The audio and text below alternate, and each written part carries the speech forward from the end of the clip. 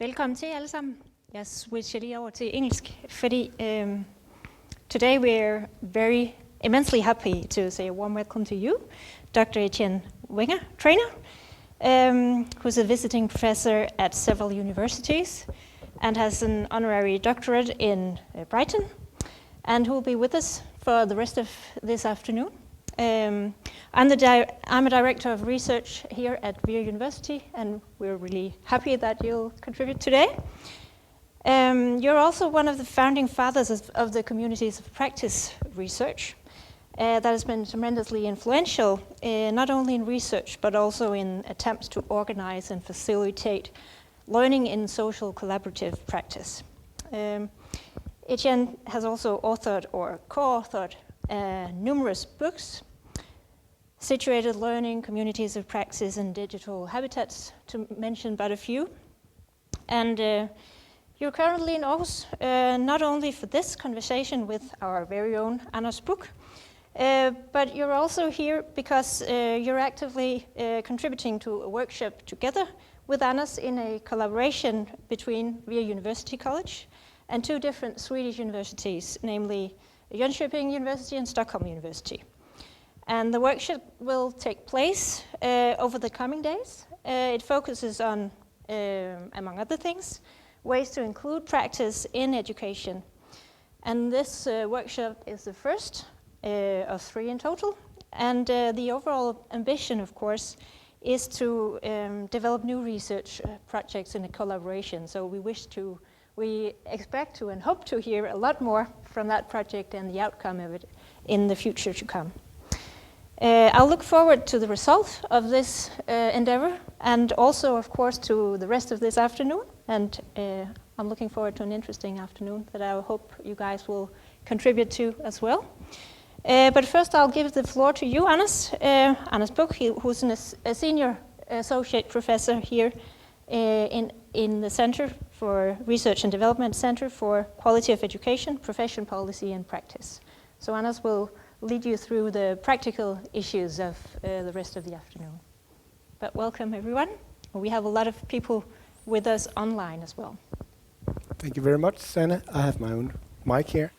And a warm welcome to you, Etienne. I'm so happy that you accepted our invitation and that we can have this conversation. I'm just, before we start discussing social theory of learning, that's the topic of today, I'll just say just a few things about the format. Well, we intended this to be a kind of a conversation. Instead of giving a proper lecture, we would like to try this format out and to go through some of the work that you have been doing over the last 35 years or so. So it's quite a substantial amount of theory building and practical experience that you can tell us about today. So I'm looking forward to that. But the conversation will take approximately 45 minutes, 50 minutes or so. And then we intend to open up to the audience to if you have any questions, you can post them. We kind of restrict the questions to the people who have cared to come here today. So the people attending online, you will have to put up with that you can only listen. I should also say, because this has to do with some jurisprudence, that we record this conversation. So if anyone feels this is not appropriate, and now is the time to leave. But the recording will be made public on our website at via.dk/UPP. Some days, I don't know how long it will take. So please visit our website if you want to revisit the talk we have today. Yes. So let's get down to business. I've done a lot of thinking about how we should approach this, and the reason why I think that I invited you is that you just came out with a new book, or fairly new book, just a couple of years old, and it's fascinating to see how you have developed your thoughts over the last 35 years. But I think to actually appreciate the new book, we have to go back in time to see where you come from and how your thoughts have developed. So my plan is that we can actually walk through your ideas in this conversation. Yeah, and then at the end we can maybe explore where you're going now. That's really something that is exciting. And then we open up to questions, and you can address some of the issues that we have talked about, or maybe bring new questions into the debate. So, this is the plan for today. And let me start with your early work. I actually I found out that you were quite inspired by John Dewey in your new book. So the way that I have structured this talk with you is actually to look at your early work, your middle work, and your late work. That's the same typology that John Dewey used. So, well, you're in good company here. So you started out in 91 together with Jean Lave. 87 already, yes. Yeah.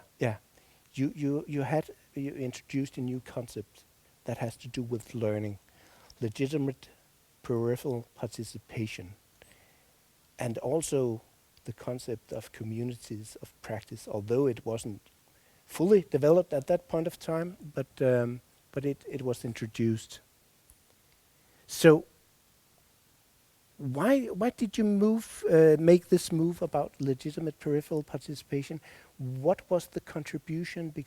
What was the context around your thoughts? The context was an institute where a man called John C. Brown, it was a private institute, but for academics, to bring people from different disciplines to rethink learning. And so I think that the first audience imagined for this institute was people in school. The idea was that we are making certain assumptions about learning, and on the basis of these assumptions, we design institutions to facilitate that learning. If we can reimagine learning, then maybe we can reimagine institutions on a new basis. That was the idea of the Research Institute. Yeah. And so I started to work together with an anthropologist. Just a moment. Oh, my mic is muted. That's right. Thank you. So, yeah. So in that institute, we're bringing people from different disciplines together. Start from the beginning. Huh? So we started in an institute, and the charter of this institute was to rethink learning, with the idea that if we can rethink some of the assumptions that we are making about learning, we can reimagine institutions that support learning. That was the idea behind that institute. So I was working with an anthropologist. Her name is Jean Lave. She was the co-author of that book. And she had been studying apprenticeship, traditional apprenticeship. Yeah, actually she was studying apprenticeship for how young boys became tailors in West Africa.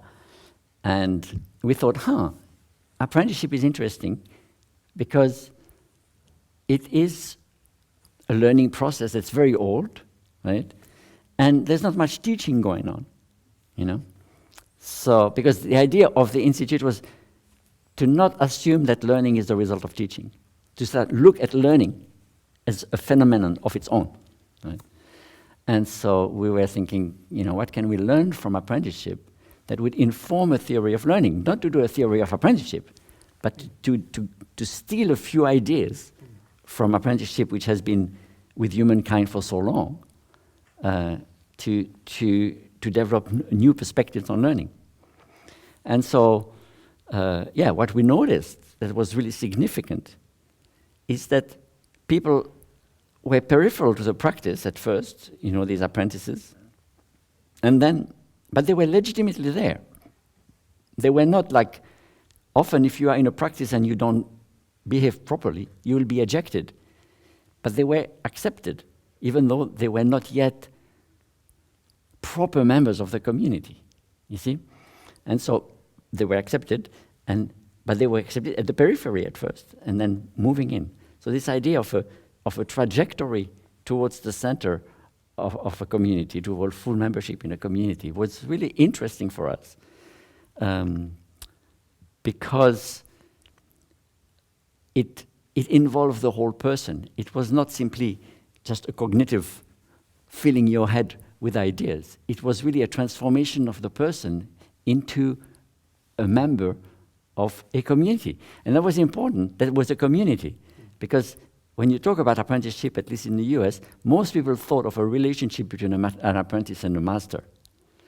But when you look, because in this book we look at many different cases of apprenticeship, when you look across these cases, most of the learning relationships are not with the master. The master is a distant figure. You don't go to the master to ask a silly question about how to do this, right? You go to another apprentice who is a little bit ahead of you.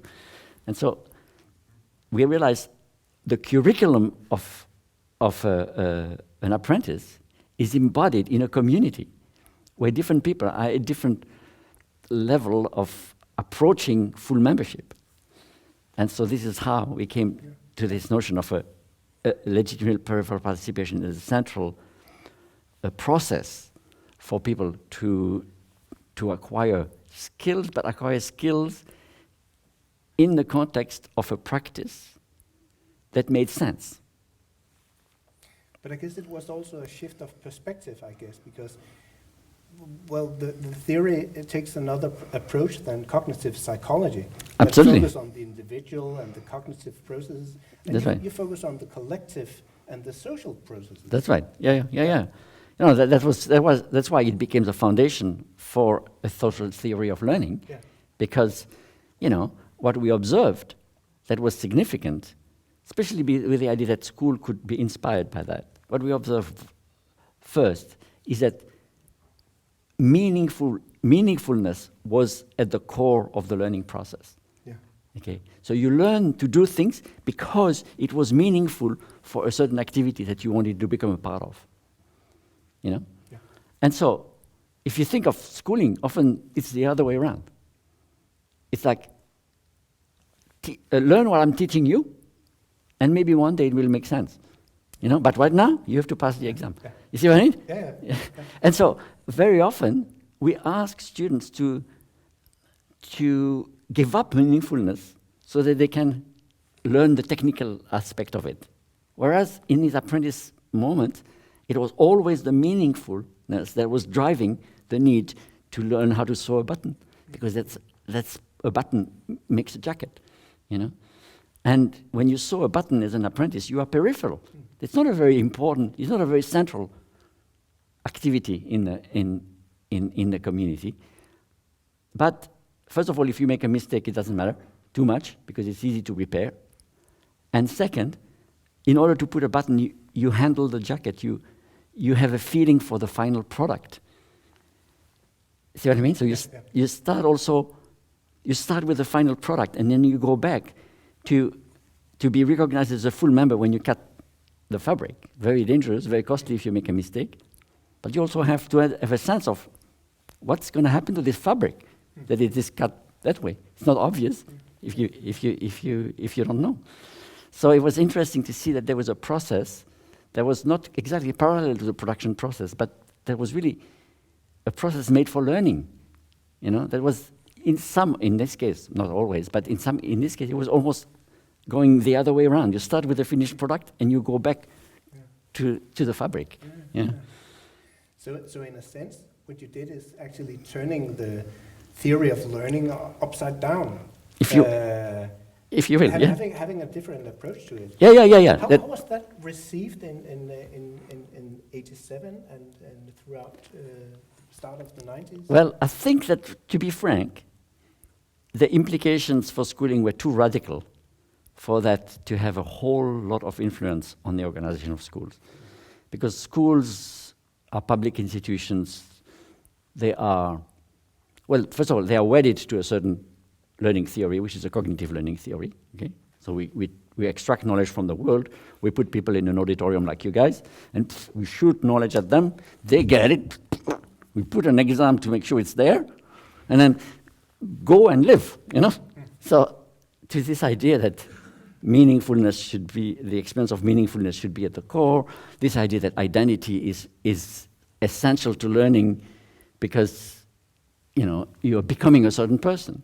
In apprenticeship, you're becoming a certain person. You're not just acquiring skill. It is transformative of who you are in the world, you know? And so if you learn a long division, you know, under pressure of an exam, it's not necessarily very transformative of who you are in the world, unless a school took this as the foundation for learning, the transformation of the person, the experience of meaningfulness, the experience of agency, and so on and so forth. But this radicalness of your theory, I guess it must have provoked a lot of objections. Is learning just socialization, a process of socialization, or is there more to it?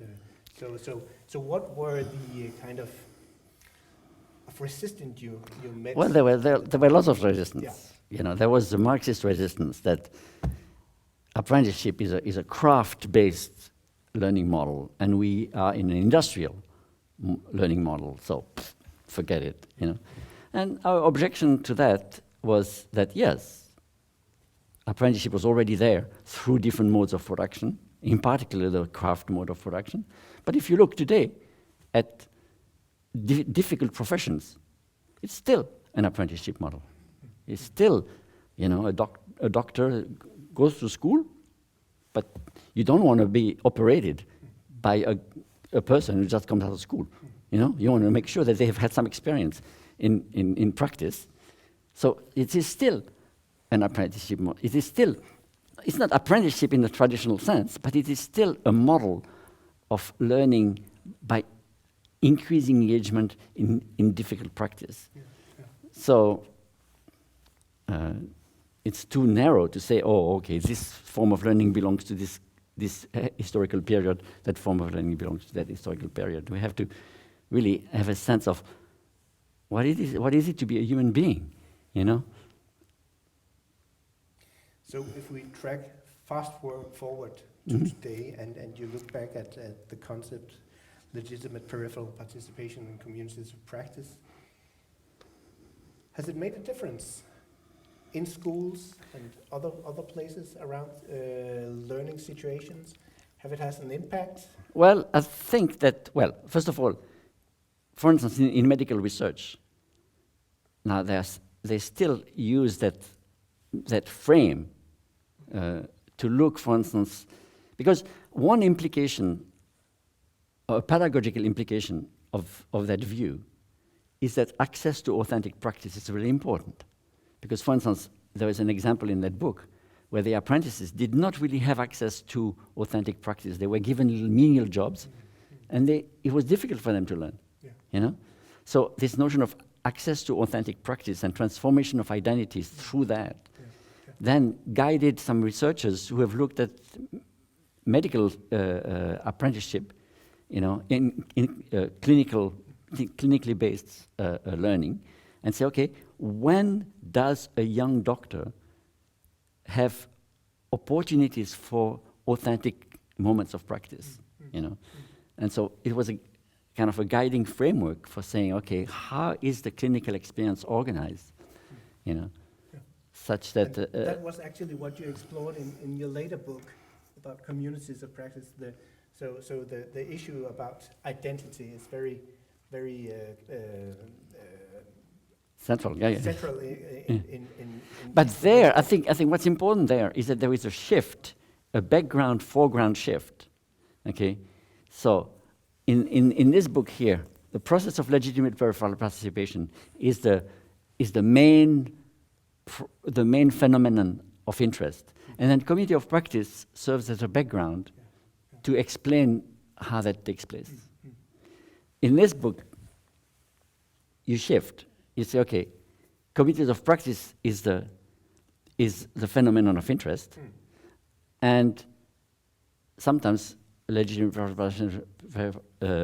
participation happens, and sometimes other modes of learning happen. And so there, we started to look at communities where there was no master. You know? It was just a bunch of people trying to figure out something together. Yeah. You know, a bunch of engineers Yeah. in a company trying to figure out, you know, how do we design good bricks so that people don't die? Yeah. You know? And they were kind of putting their brains together. Yeah. There was not like one master and everybody was trying to become like that. You know, it was a series of problems of practice that they had together that was bringing them together in a kind of learning partnership. So it's a big shift conceptually to think of communities of practice as this kind of master-centric process of people trying to become like that, to a bunch of people who still learn in practice, but form an alliance, a kind of partnership to learn, you know. And so then the concept of identity then is not obvious, because if you're becoming a tailor, then the concept of identity is fairly obvious, because you become like the master, and your identity, your imagination is like seeing your future self there, and say, oh yeah, that's me 20 years from now. You know what I mean? So identity is a bit unproblematic. It's important, it's central, because that's why you stay there. You want to become that person. So it's a very central part of learning.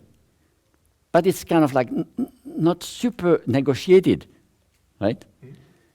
Whereas when you are these engineers, what does it mean to be a good engineer? What does it mean to be recognized as a good engineer? What does it mean to present new ideas? Have your ideas accepted or not? You see what I mean? The construction of identity in that context is much more active, you know, in relationship to the concept of practice. So learning is both developing your practice, pushing the practice forward, and developing a new way to be, but that is not defined in advance. Okay, so that's the big difference. Is that here it's learning is the present taking the past, whereas here is learning as a moment in a trajectory of a practice oriented as much to the future as it is to the past. Yeah. So. But I think that we could actually see it as a kind of the first development towards broadening your understanding of what learning processes That's right. are. Yeah. And so that was a big moment in the development of the theory, because that's when business came in. See, schools were not quite ready to take these ideas because it was too much of an institutional change, right? But businesses were ready because because they were doing knowledge management, you know, with big technology, you know, right? And so all of a sudden this idea that, oh, okay, you mean learning in our organization is not just the training department. There are those communities. In some cases, they already exist. In some cases, we can form them among people, among apprentices, among employees who will learn together. You know, there was a big aha. Oh, okay. So if we want to become a so-called learning organization, we need not just to have a training department, but also to foster these communities among people. And you have an engineering background, and in fact, I have worked a lot with the engineers, but I can boost with engineering background. But anyway, engineers were the easiest to do that with, because they have a strong sense of talking shop, you know, solving problems together. So they were the easiest to start communities of practice with, because of that sense of like, you know, this is an interesting problem. Let's try to find a solution, and they would work together and would learn together that way. But then in other contexts as well.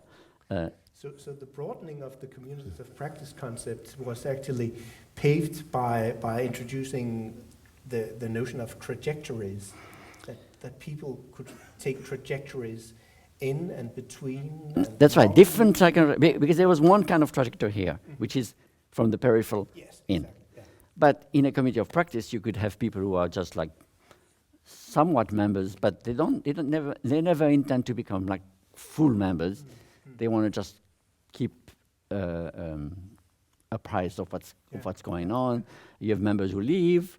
There are more complex trajectories. There can be competing schools of thought. You know, a community can split. You know, there are different. The notion of a trajectory is as much the trajectory of the community as the trajectory of the participants. Yeah. But I guess that your journey didn't stop there, because the broadening continued. Well, I mean, I think now you talk, or at least was it 2013 or something? 14, yeah. Yeah, you talk about learning in landscapes of practice. Yeah. So it's even broader than one community and one trajectory. There are more trajectories. There are even more communities. Yeah, and learning actually, takes place in this complex environment. yeah. I mean, it's important to see that as a person who creates theory, me and my wife Beverly also at this stage, we work in practice. Okay, so we're consultants and we work with organizations and entities that are addressing learning problems, learning challenges, right? And so, you know, because of that, we moved away from this simple view of learning as becoming the master to this kind of, we are all, you know, brakes engineers, let's have a good conversation type of thing.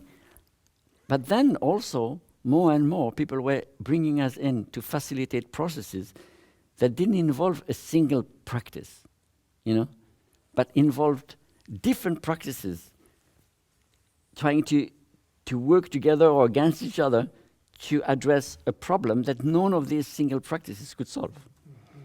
And so what that did is that all of a sudden, communities of practice were not just this little learning entity doing their little thing.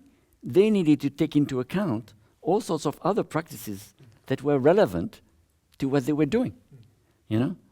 You used the notion of ecology.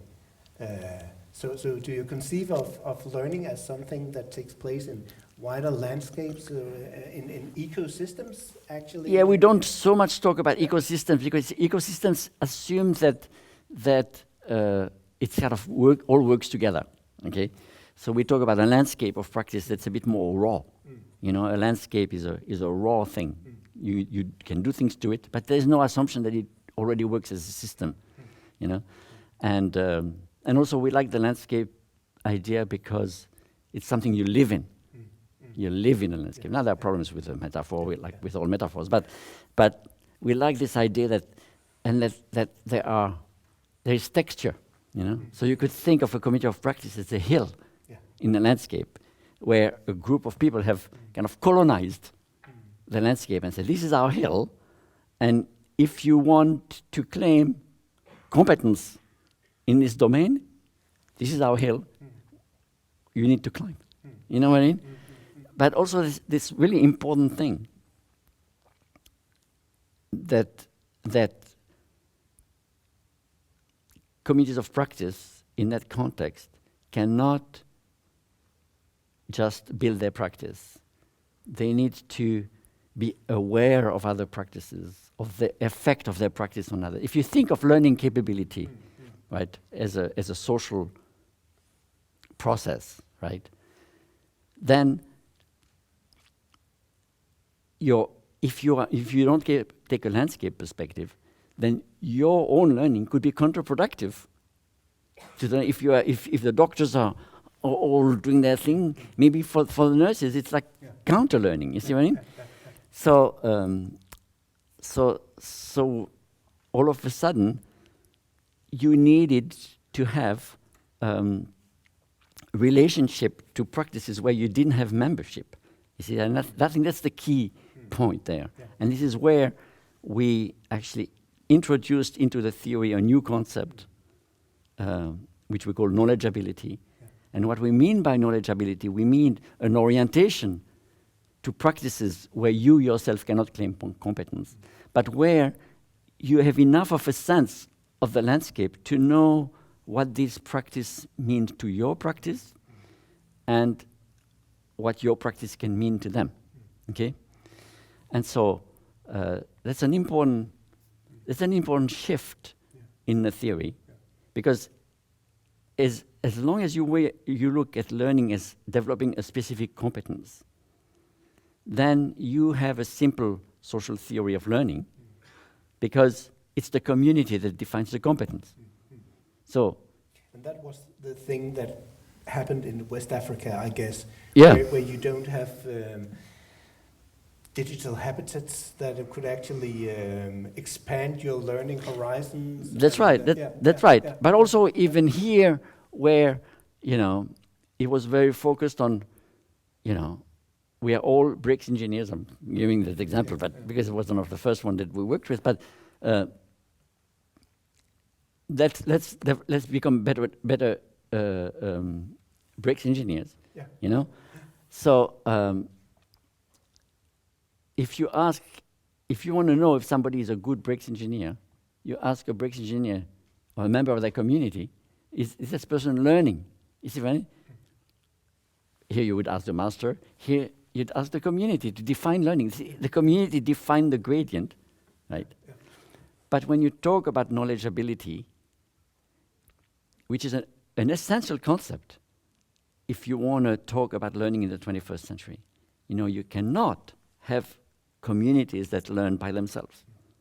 So knowledgeability actually expands learning also to bring it into different contexts. With the bricklayer, his or her professionalism is also defined by the customer, not by the That's right. But also, if you're a bricklayer, maybe you need to understand enough about wood structures to know how to lay your brick. You need to understand enough about government agencies to know why they want you to put these kind of bricks. You see what I mean? All of a sudden, your practice is really entangled with other practices, and developing your practice is not something you can do just with people from that same practice, And so all of a sudden, the notion of boundaries between practice become very important, but also this notion of knowledgeability that complicates the learning theory a lot, because you learn, am I becoming a good violinist? You ask a violinist to listen to you. You see what I mean? You know where the definition of what counts as learning is socially situated. But when you say, no, if I tell you I'm knowledgeable about politics, where does this work and when and under what circumstances? It's much more fluid, Because if you ask me what's the name of the president of Denmark, and I tell you, to tell you the truth, I don't know, right? Which is the truth?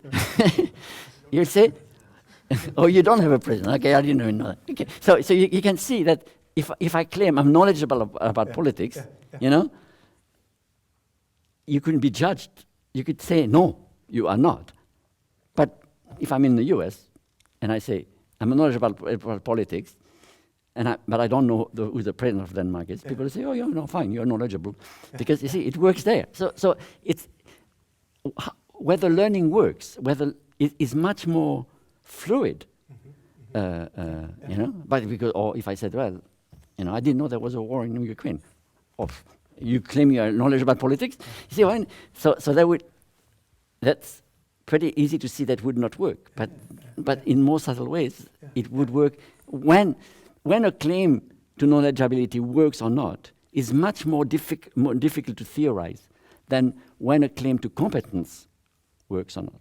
So we in this part of the theory, we start to have competence and knowledgeability in tension, because you could also be very knowledgeable about everything, but competent in nothing, right? Kind of a jack of all trades, And maybe that's good. Maybe that allows you to connect, to network, but people at some point say, well, so what do you know how to do?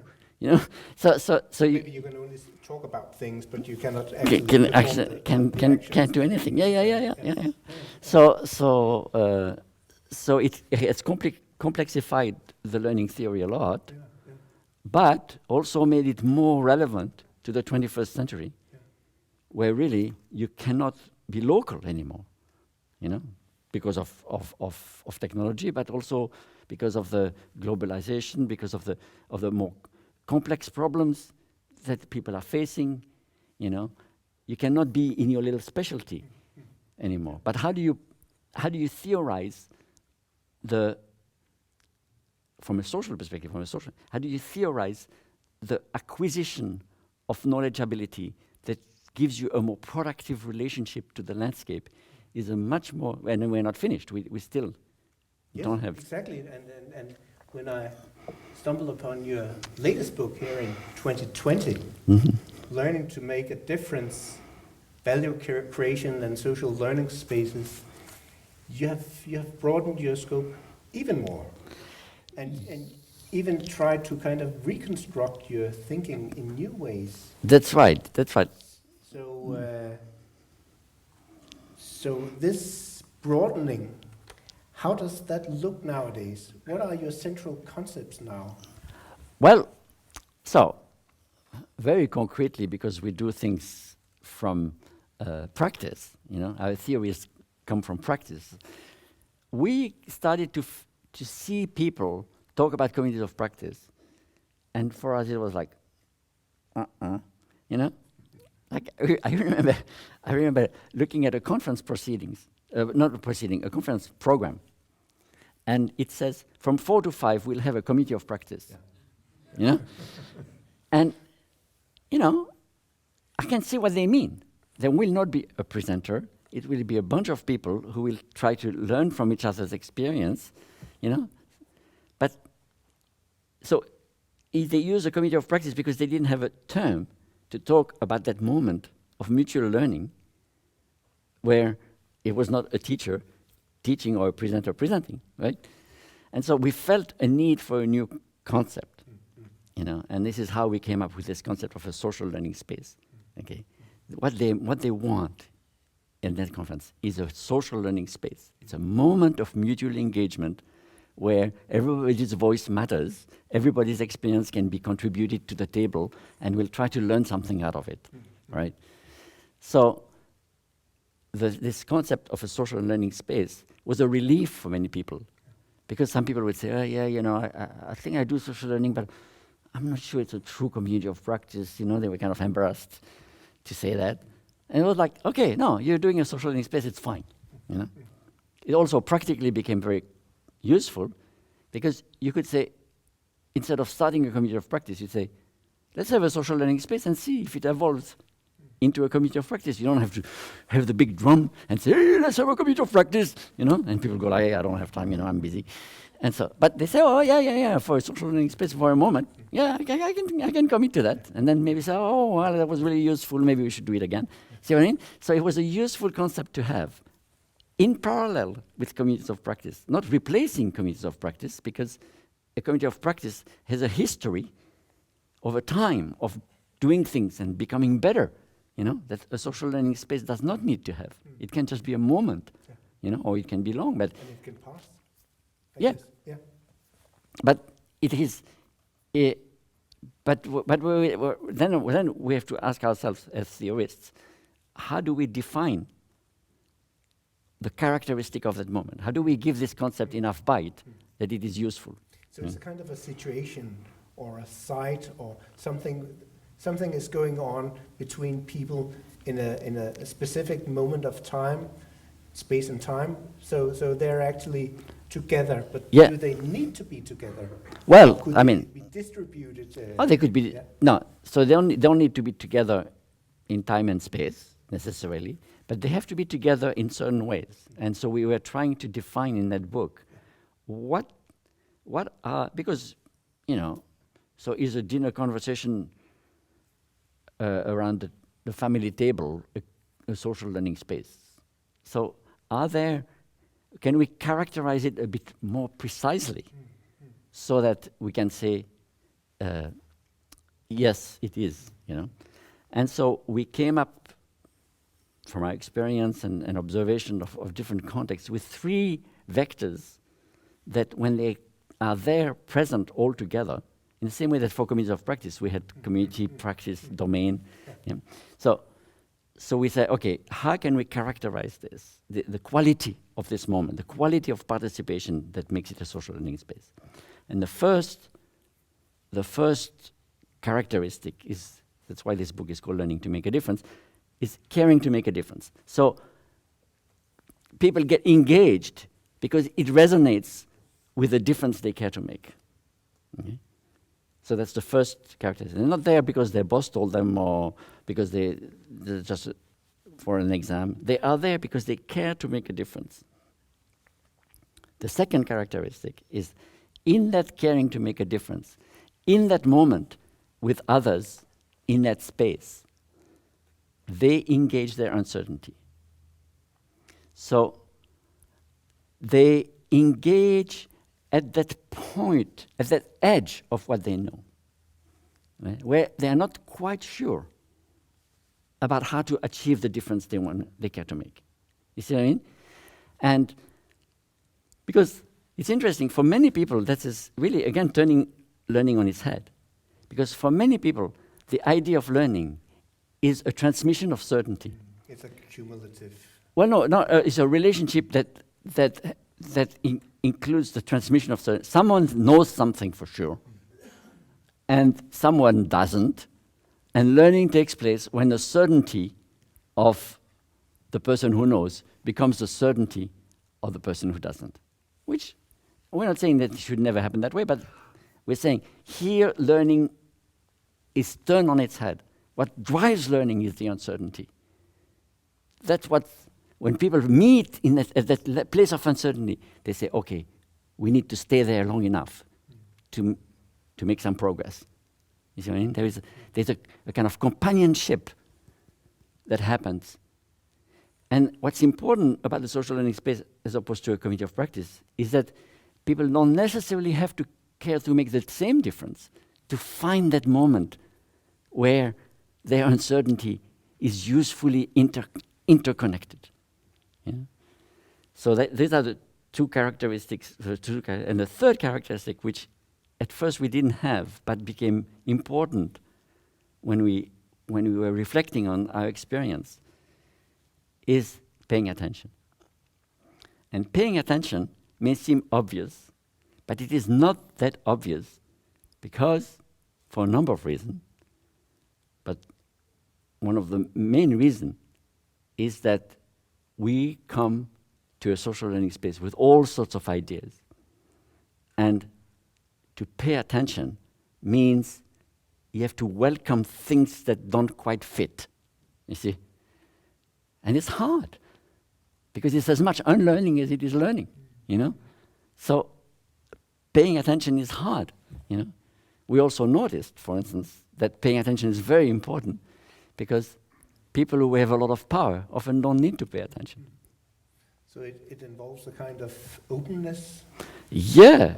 An openness to new ways of thinking? And or new data, or new opinions, and that may not necessarily be super comfortable with where you are at right now, you know?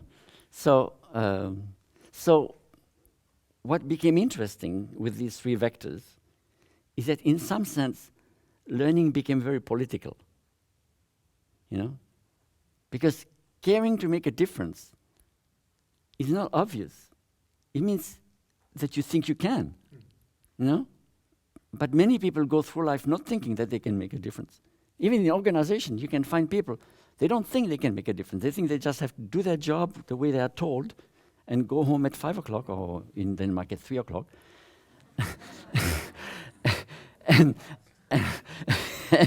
and life is good, you see what I mean? But to engage uncertainty, to say, okay, how can we transform this university, you know? And because this university is not fulfilling all its potential, you know? They say, oh, this is too hard. I can't do that. So caring to make a difference is a political thing that has to do with power and empowerment and sense of agency and all that.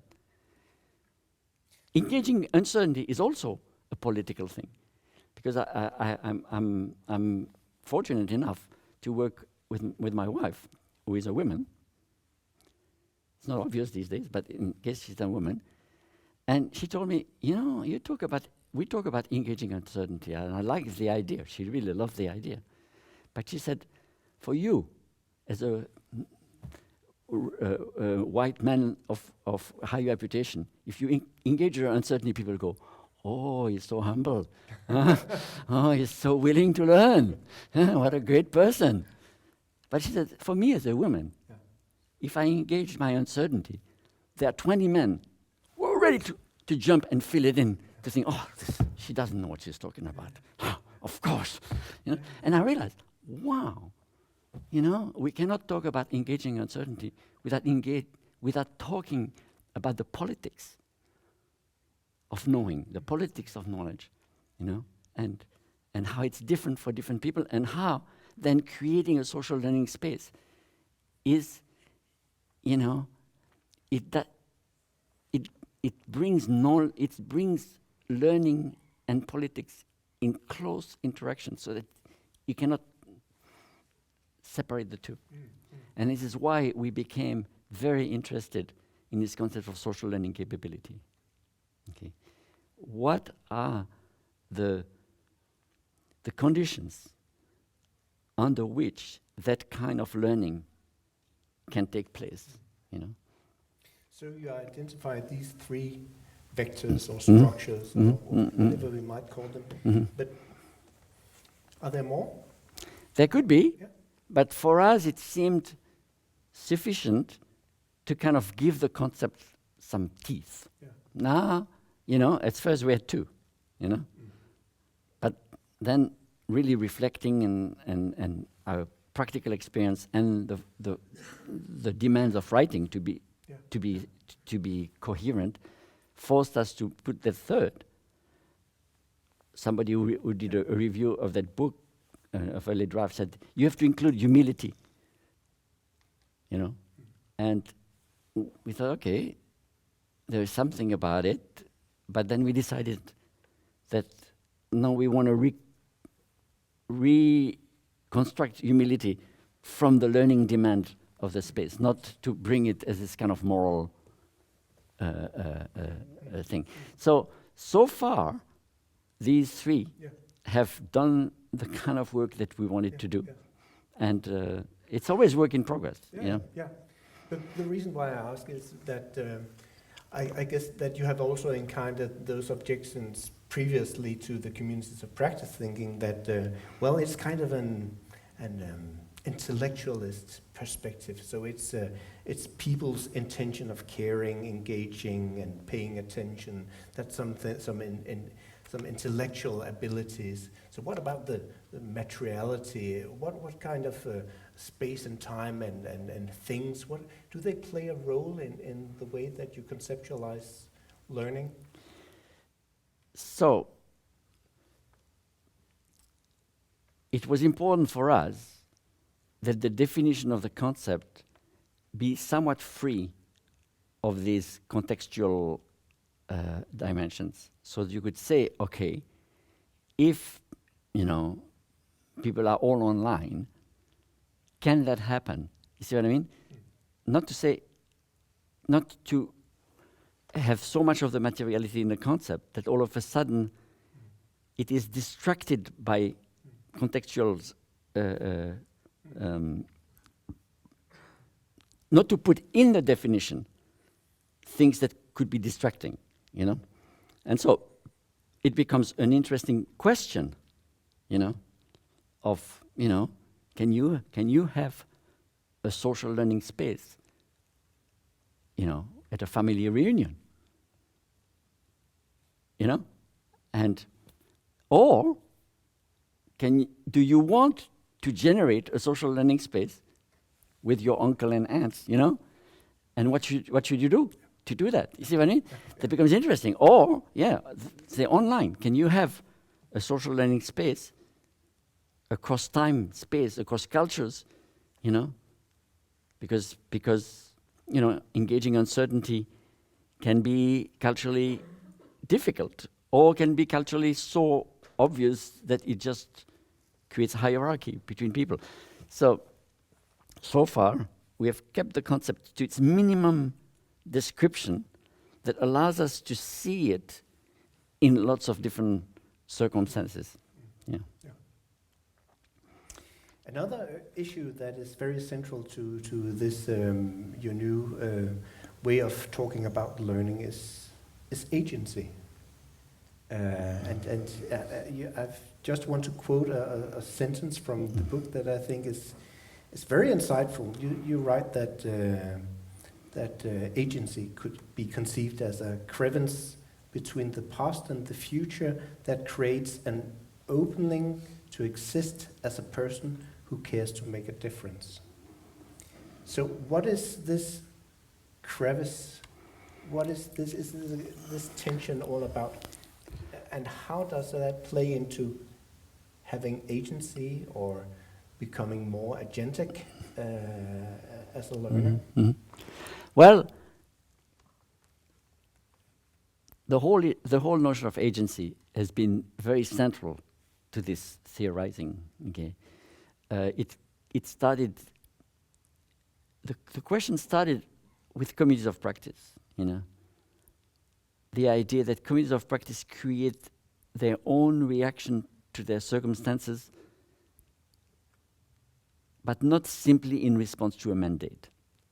Okay, so we wanted to think of communities of practice as the property of its members, even if it is mandated by an organization. It is the response of the members themselves that constitutes the practice, because we wanted to make a difference between compliance with a mandate and the practice that comes out of it.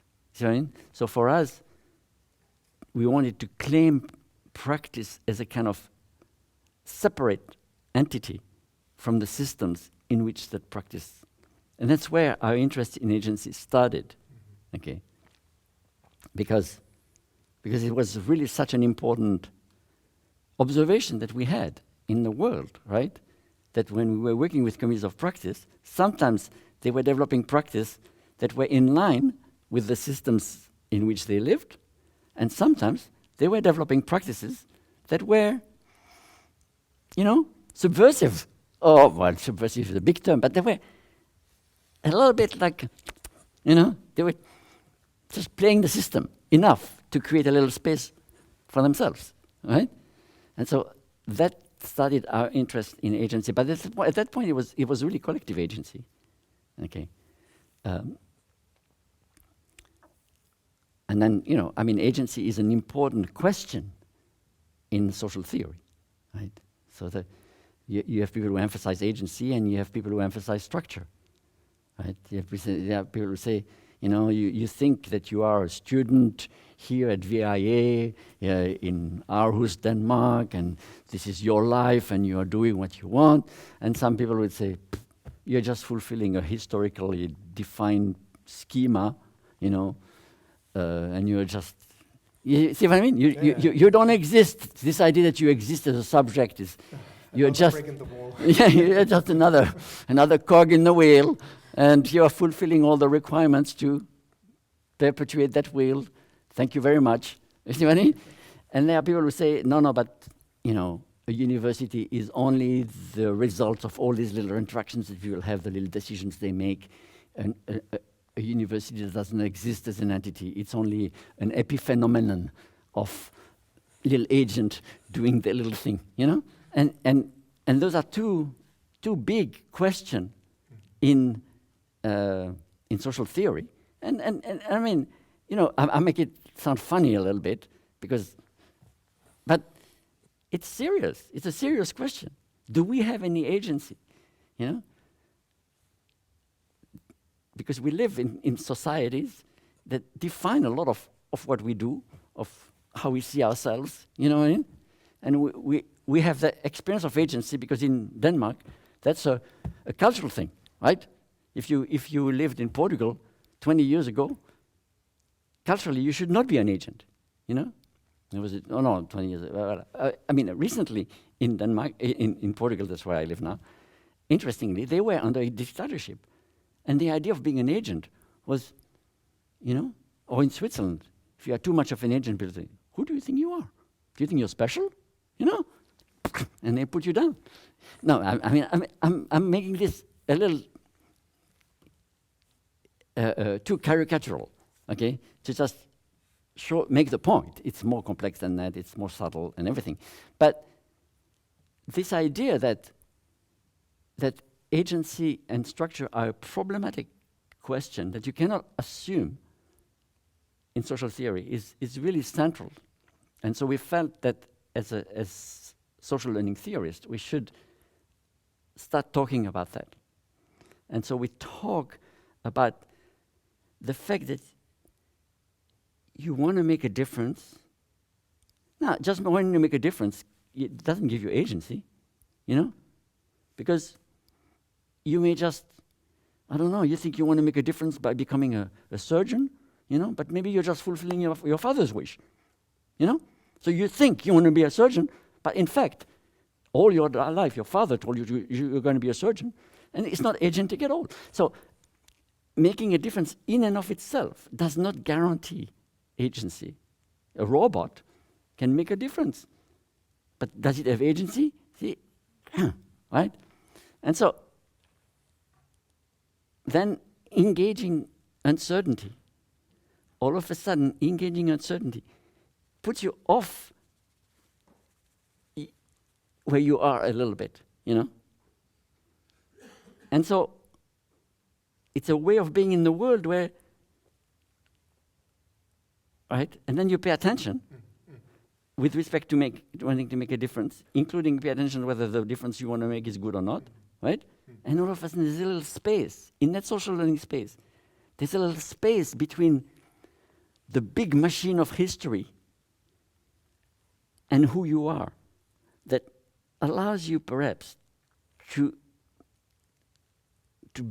be somebody, you know? That's what we mean by that crevice, you know? That these three things together, when you look at it from the point of view of agency structure, they have a really special potential, okay?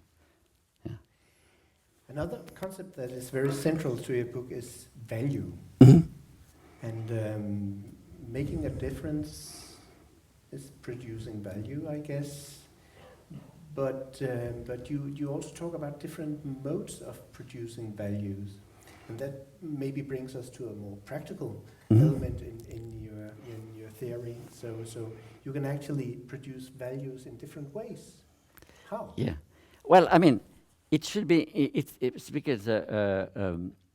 Wow, is it 3 o'clock already? Yeah. Have we been talking for an hour? Yeah, we're up to just the word free for grabs. No, but I think it's important to see, because we're going to briefly talk about the future.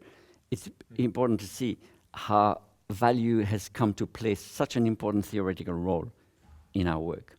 Okay, because if for us learning is really learning to make a difference, not just putting stuff in your head, but being able to do something that you couldn't do before that matters to you, right? Then, participating in any kind of learning space, you have to say, okay, this is important. You have to be able to say, somebody says something, and you go, wow, this is an important insight. What you do is that you're recognizing value in that insight. And you're recognizing value because it speaks to the difference you want to make through the uncertainty that you've engaged to connect with that insight. You see what I mean? So for us, value then becomes a way to talk about the process by which learning enters the learners and makes them act differently in the world. You see what I mean? Yeah. And so it becomes an essential part of learning, because the recognition of value and then the translation of value into a way of being in the world becomes an integral part of what learning is about. So I'm sorry, this is, let's watch this. Technology. Watch agency. It was asking me if I was okay because I moved my arms and it thought I'd fallen. So anyway, what was I saying? Oh yeah, value. Yeah, so you see, if you want to start theorizing the process of learning to make a difference, then you have to start talking about value, not so much value like moral value, but value in terms of like, this helps, this has the potential to help me to make the difference I want to make. I need to pay attention, I need to do something with that. Yeah. And so this is why the term value creation has become a foundation of our learning theory. Yeah. Yeah. Now we have moved from your special theory of relativity to your general theory of relativity almost. Do we have a theory of everything now? No. It's just a learning theory. It's just a social learning theory. Okay. It's very, very specific, yeah. Because there are even all sorts of learning theories. Yeah. So we have nothing to say about the brain, So the fact that it's 3 o'clock and probably your brains are going to sleep because you're digesting your lunch is not part of this theory, The fact that it's a very bad idea to have to do a thing like this right after lunch. But in our theory, there's no tool to explain that. You need a neurobiological theory of learning. So there are different. This is just a social theory of learning. It's not a cognitive theory of learning. So it needs to be combined with other approaches. It needs to be combined with other approaches. How can you do that with your theoretical concepts and your theory? Well, we are saying that in the social sciences, each theory tells a story about the world. And often, and for those of you who are doing research, often one theory does not do enough for you. You need to combine them. So, as I was saying, in a very kind of rough way, you could combine a theory of neurobiology, neurobiology of learning, with a social theory of learning and say, okay, let's not have a social learning space at 3 p.m. because the brain of everybody is going to sleep. So you combine two theories so that they inform each other, because the neurobiology of learning does not say anything about social learning space, and the social learning space theory doesn't say anything about the brain. But when you combine them two, you can have new insights. But they have to be compatible. They have to be compatible. Yeah. Yeah, they have to be compatible.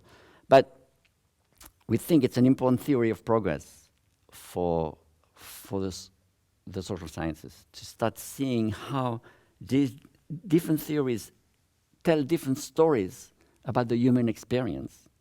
And they are not on top of each other, the same way that in the natural sciences, you have these different levels. You have physics and chemistry and biology, and they're on top of each other. And then if you have a new theory in physics, it's going to replace the old theories. In the social science, it's not so much like that. It's not like for instance, it's not like our theory replaces cognitive theory. You see what I mean? It's just that we don't have so much to say about how concepts are organized in a brain. We assume that there is a brain, and we assume that that brain has cognition. That's an assumption of our theory. We don't go into the details of that because there is cognitive theory to take care of that. You see what I mean? But then you have to say, is it compatible? Or like if you take Bourdieu's theory of the stratification of the world, and the habitus as a way that the stratification of the world imprints itself into your being so that you actually reproduce it, we could say, okay, no, we don't have a political theory of stratification in our theory, but could these two theories play with each other?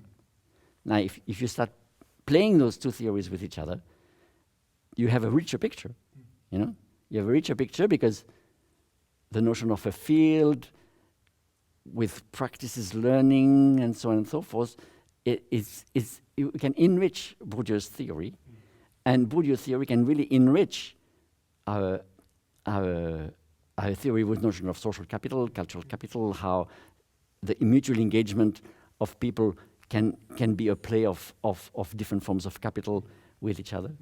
You have to be a little careful in terms of compatibility, because the two theories use the word practice in different ways. my understanding of Bourdieu. Maybe there is a Bourdieu specialist here who's going to say, you don't even understand. But my understanding of Bourdieu is that he used practice as a moment of engagement, of the habitus engaging with the field. That moment is what he calls practice. We use the term practice more to talk about the way that human learning is transformed into ways of doing things over time. So you have to be careful when you bring theories together, that sometimes they use the same term for different things, and sometimes they use different things for the different terms for the same thing. But that brings me to my last question. So where do you go from here? Because now you have this grand theory, values and care and caring to make a difference and engagement.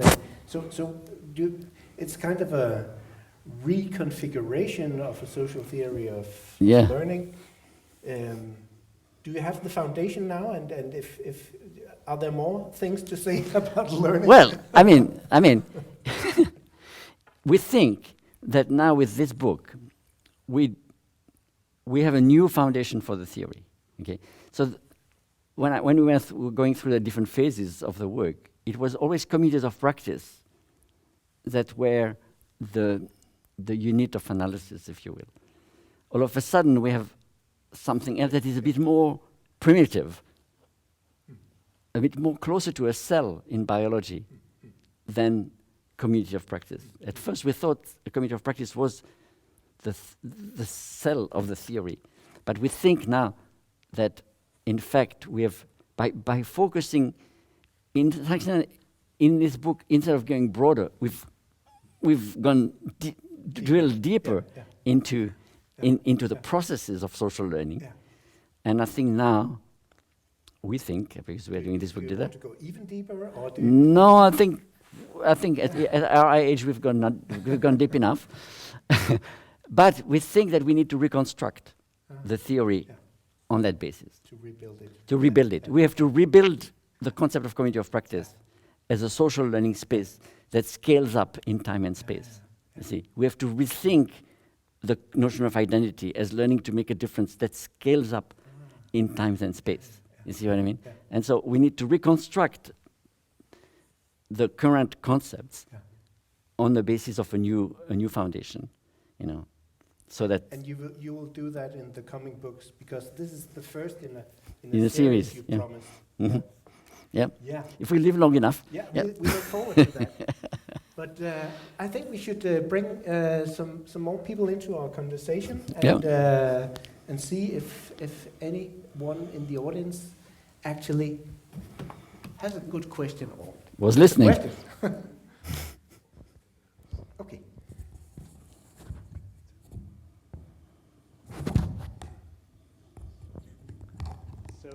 So any questions?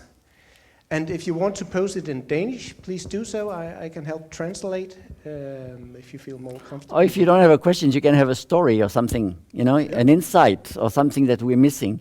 So it's not necessarily like a question. Please introduce yourself.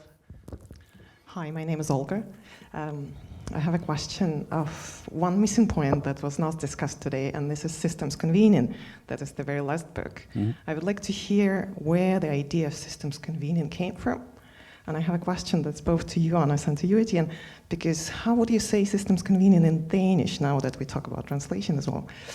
I would very like to hear about that. Yeah. So, thanks. Thank you for your question. So one thing that we have not talked about at all in this theory is a whole question of leadership. Okay, which was somewhat unproblematic in this book because it was the master. The master kind of ran the community. Okay, but when you're talking about,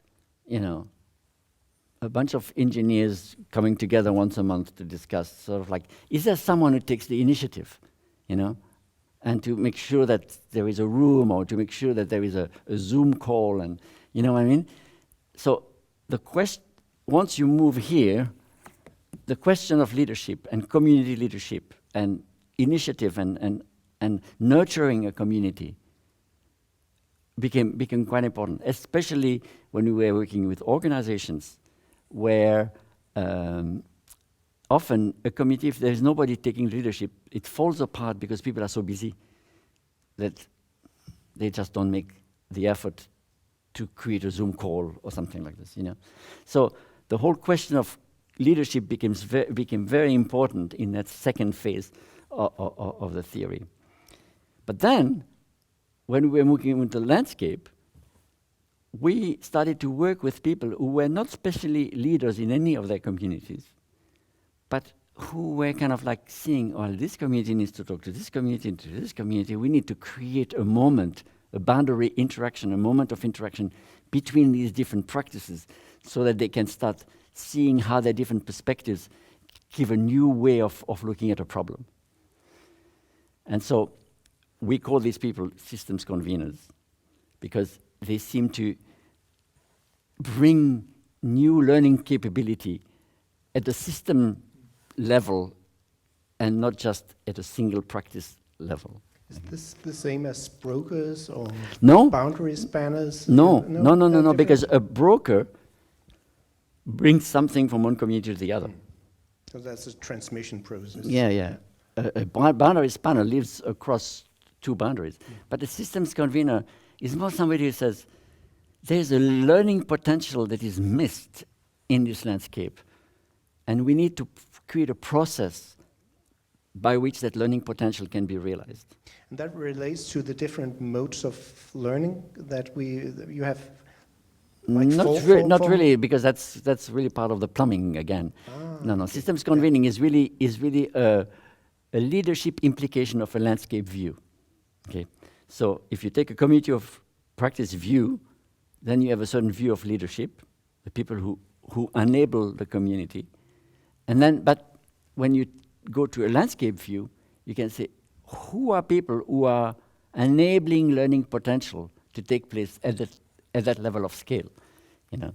And we noted that the people who we're working with, who were doing that, were often not very well recognized for that work in their organization. They were recognized for the work they were doing in the central community, but that whole process of reaching out was often not very recognized. And so some people said, you need to write about that to make it a discussable thing, you know. Yeah. So that's the idea of systems convening. How you say that in Danish, I have no idea, because I don't know how to say it in French, which is my mother tongue. I don't know if there's any proper Danish phrase for it. Facilitator, maybe? That's something different? Yeah, I don't know. Yeah. Okay. Any other questions?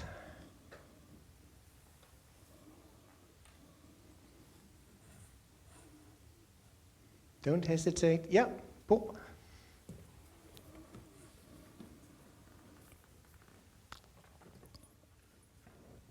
So please also introduce yourself. Thank you so much. My name is Bo, and I'm working and teaching in continuing education. So I do a lot of competence development and so on and so forth. And I would like to ask a question that I perhaps would hate to get myself, but nevertheless I'll try it on you, because talking about this very, very interesting and inspiring notions about social learning spaces and caring to make a difference and so on and so forth, which demands does this notion put on what happens in our schools, what our teachers, how our teachers work with our children? Because we've obviously been talking a lot about this I think very inspiring in a company or organization perspective. But I mean, at least here in Denmark and where we sit right now, we educate professionals to go out and work in the schools. So I just wondered if you could reflect a bit on where does this theory of yours put the teachers' work on a daily basis in the schools? Thank you. So, you know, if I knew the answer, I'd probably write a book about it. Because I think it's crucial, and it was the original intention. To answer that question was the original intention of the research 35 years ago when it started. And so I cannot really answer that because I'm not a teacher. In the end, it's the practitioner who needs to figure out. But the problem you have is that teachers are not free to do whatever they want. There's a curriculum, there's a policy. If I decided as a teacher to suddenly say, oh yeah, that theory is interesting, I'm gonna use it as a core of what I'm doing with my kids, that teacher would be fired pretty quickly. Okay, so I do this. I'm going to talk a little bit about your question because I'm very interested in it myself. But I realize that one of the reasons this theory has not been used in school is that it is so far removed from the structure of this institution that it is almost too dangerous for a teacher to go there. Okay? But, you know, right now, a lot of the discussion in school is around curriculum, right? What are we going to teach, and how can we make sure that we have teachers who can teach that? Yeah? And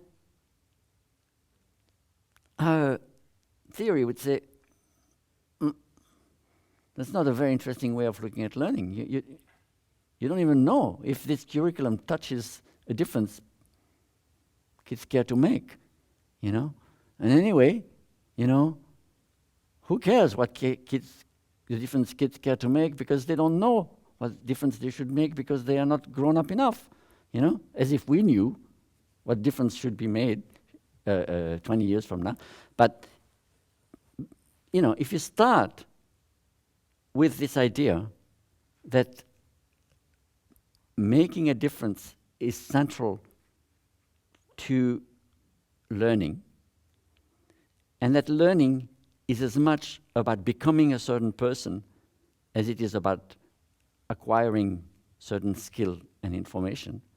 If you put this at the core, then you will really completely,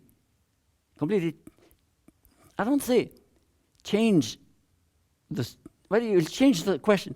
One question, for instance, right, that this theory would put to schools is how much or how little should we teach kids no matter whether they want to care to make a difference or not.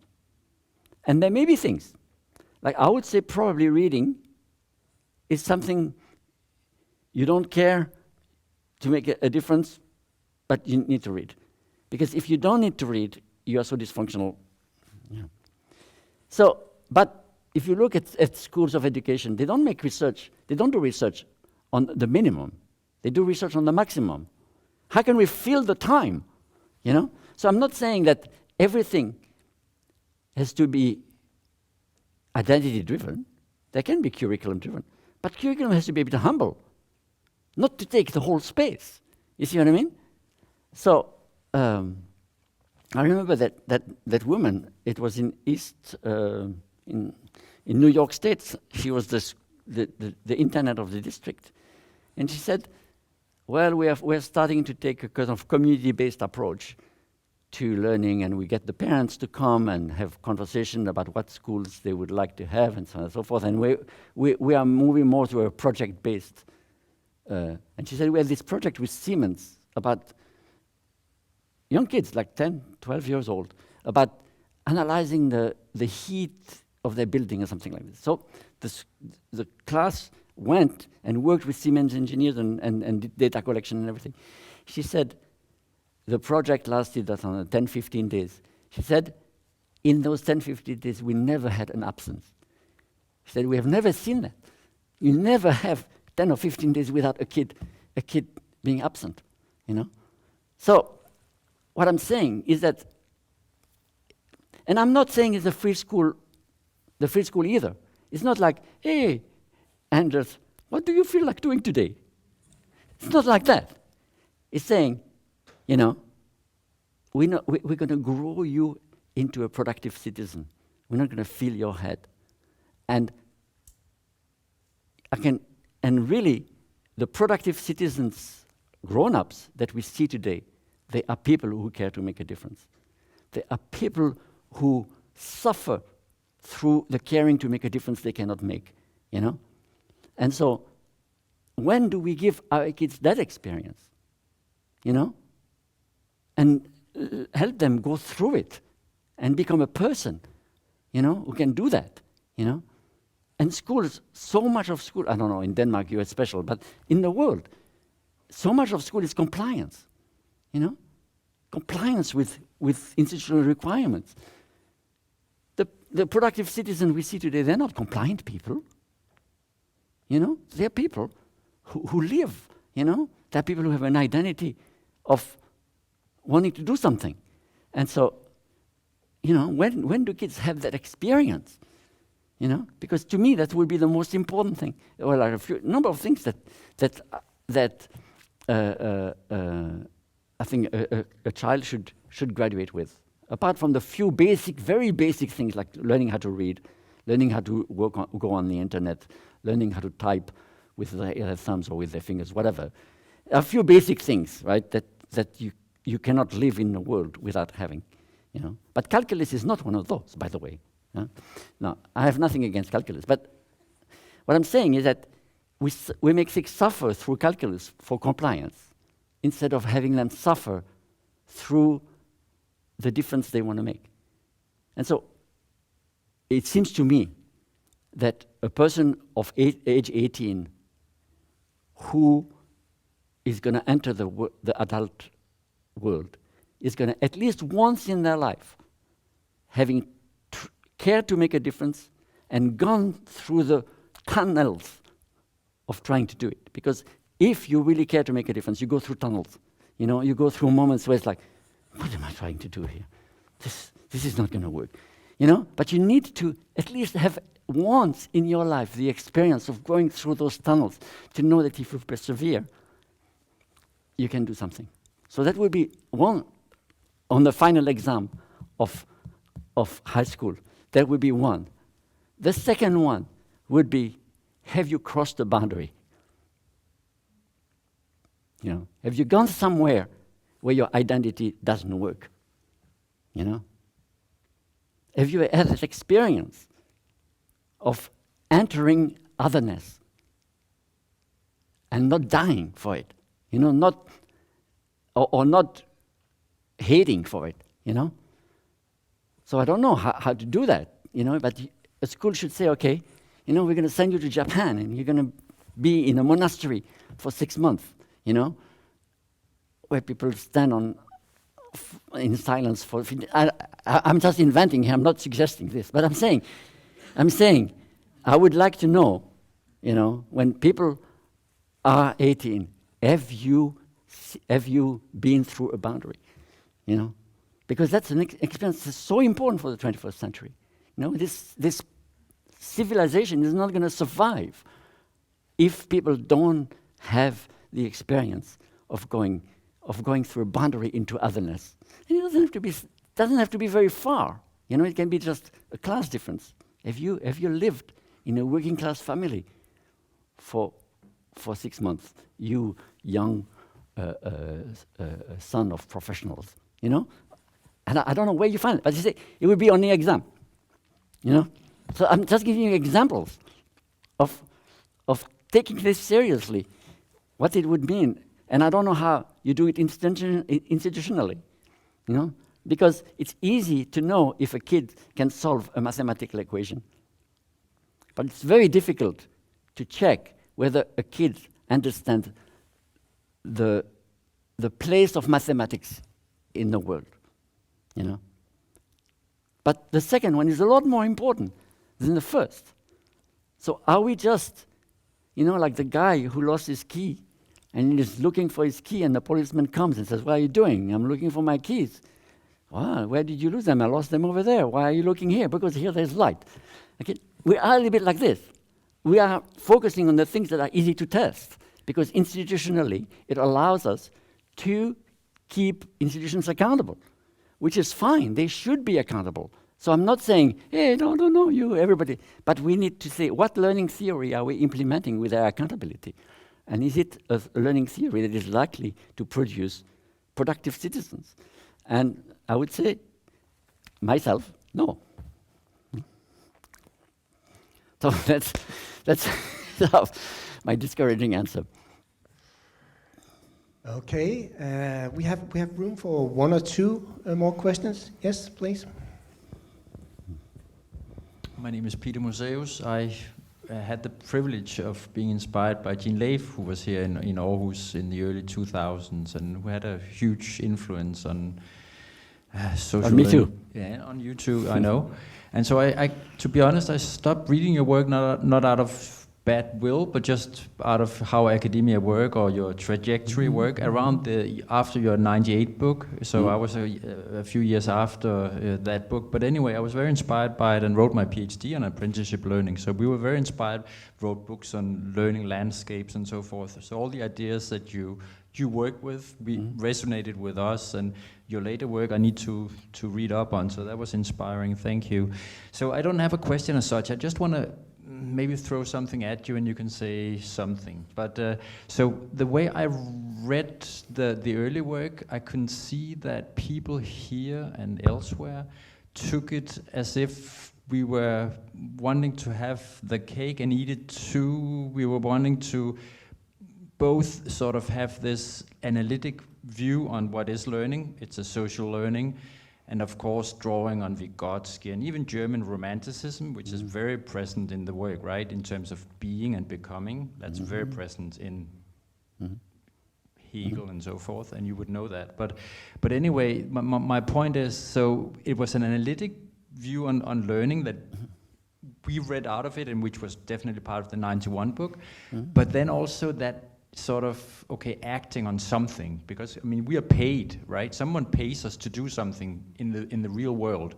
So let's say you, Anders, or whomever is just saying that. That's not enough for the organization. We want more from you. We want a didactical theory. We want practical something, and that's where sometimes the chain fell off, because I don't think the early work could be used for that as such. It's not a didactical theory. It doesn't tell you you should start with a whole and then go to the part. Okay, so there's that point about authentic practice, but many people would say that, and that's not unique for, I mean, that would already be ingrained in engineering education, medical education, where I happen to be at now.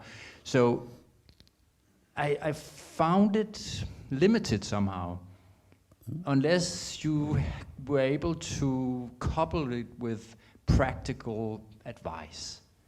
And you, I mean, you have tried that, right? You've been working with organizations, and that's where our more limited cognitivist organizational psychological literature sometimes, I wouldn't say it's better, but it comes in more handy than merely saying Hegel and Dewey to people, right? Anyway, it's not a question, but Yeah. I could form a question, but. No, but it's interesting because as a consultant, you are always wondering, are you helping? You know? And so for me, to tell you the truth, I'm a little suspicious of recipes when they come from people who don't have an experience of practice. So I think that what I'm good at myself is to give people ways to think. I'm not very good at telling people what to do. And it's just a personal thing. And actually, when I work with clients, in consulting clients, the way it works best is when people don't expect me to tell them what to do, but they tell me to help them how to think about a problem. And so it's really important to me that my work be applicable, be used in practice. I have no personal interest in theory for the sake of theory. I'm not a philosopher, you know. I'm a social learning theorist and practitioner. And when I write my books now, you know, you'll see all the academic stuff is in the footnotes, and there is a little summary at the beginning of the section, so that people who don't have time don't have to read the whole thing. So it's really important that it become make a difference in practice, but it's also important for me to realize that I cannot make that difference. See, I cannot tell practitioners what to do, because it's like, I don't know, and maybe an excuse I make for myself, but I think you're right. It's kind of an analytical perspective. Basically, a social theory is a coherent set of technical terms that form a perspective on the world. That's how I would describe what we're trying to do. And so, whether it helps somebody is very important to us, and yet something that we cannot force, you know. And certainly, we cannot, as theorists, and replace the intelligence of those who are practitioners. You see what I mean? So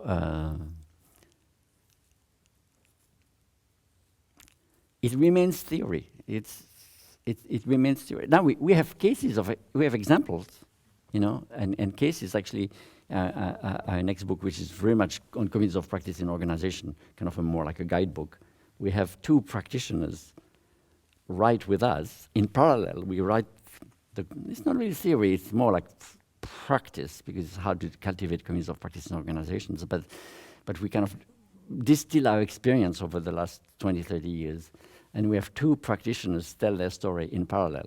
Okay, and I think that's probably as far as we can go in terms of telling people what to do, you know. Yeah. So you're echoing Kurt Lewin, who said that theory there's nothing is the best practical tool that we can actually have. There's nothing as practical as a good theory. Yeah. But not all theories fulfill that. So for me, when I hear, like last week, we had some people come to our social learning lab in Portugal who are humanitarian negotiators. Those are people who are developing a practice that's amazing, an amazing practice. People who, you know, if the World Food Program brings a truck of food into a refugee camp, how do you negotiate with the guards without giving them half the food? You know, so it's very difficult work. And it was amazing that we were useful to them. You know what I mean? These are people who do amazing work. And that they spend time with us. How do we develop that practice? How do we create a community of practice around the world? And so we didn't tell them what to do, because they are too involved in what they're trying to do. They didn't ask us to tell them what to do. But they said, this is what we're thinking of doing. What do you think? How do we look at it? And it was really a beautiful moment to me of what consulting is for a theorist, you know, because I've never done that, you know. I've never built a community of a few thousand people around the world who risk their life every day, you know. I don't know how to do that. I cannot tell them, yeah, I've done it 10 times, you know. This is just what you do it. No, but to engage with them over a few days, to really think through what they're doing, where the theory would put a different light on what they're trying to do, because they're really brilliant practitioners, you know. So that was very rewarding. Thank you very much, Etienne. We have run out of time, and I just want to say thank you very much to Etienne. Let's give him a round of applause.